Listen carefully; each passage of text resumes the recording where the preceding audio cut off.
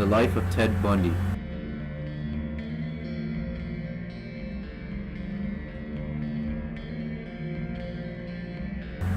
Ted Bundy was born in Burlington, Vermont in 1964.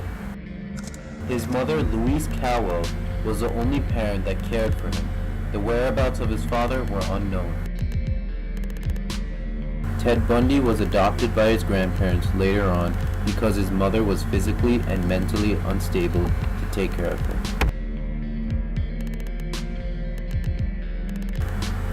During his stay with his grandparents, Theodore Bundy was exposed to violence early by his grandfather Sam Cowell.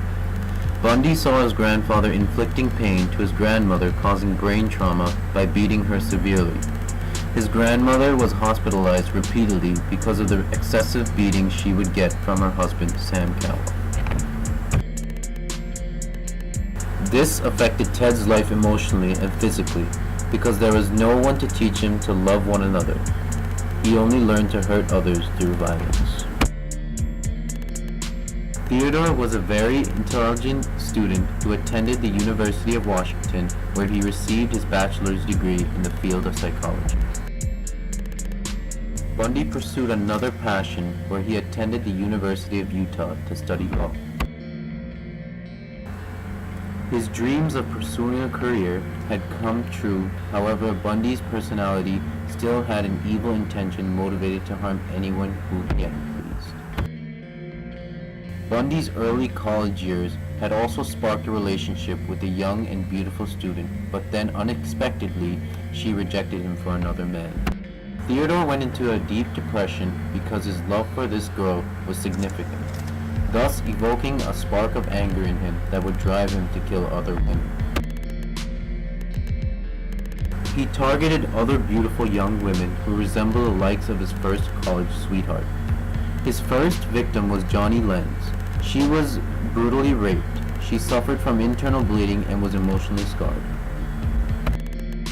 One incident that has occurred in Bundy's killing spree was intruding a Chi Omega sorority house and brutally murdered Margaret Bowman and Lisa Levy. He had also severely injured Karen Chandler and Kathy Kleiner. After this incident, Bundy kept killing more and more women and never got caught by the authorities. Ted was numerously arrested and charged for murder, but he always found ways to escape prison so he can kill more people. It is speculated that Ted might have killed more than 30 women. Theodore's final killing was the most shocking out of his killing spree. His final victim was an innocent 12-year-old girl, Kimberly Leach. She was sexually assaulted and murdered by Bundy. Her body was mutilated by Bundy worse than any other of his murders. Kimberly's body was later found under a hog shed near the Suwannee River in Florida. A few weeks after the murder of Kimberly Leach, Bundy was pulled over by the Pensacola police for driving erratically in a stolen vehicle. He tried to flee on foot. Upon his capture, he said, "I wish you had killed me." The state of Florida eventually filed murder charges against him. He was convicted of 2 counts of murder, but it is speculated that he has killed more. He was sentenced to death by electric chair. Throughout his time in death row, he was able to stall the execution process for 10 years through a series of appeals.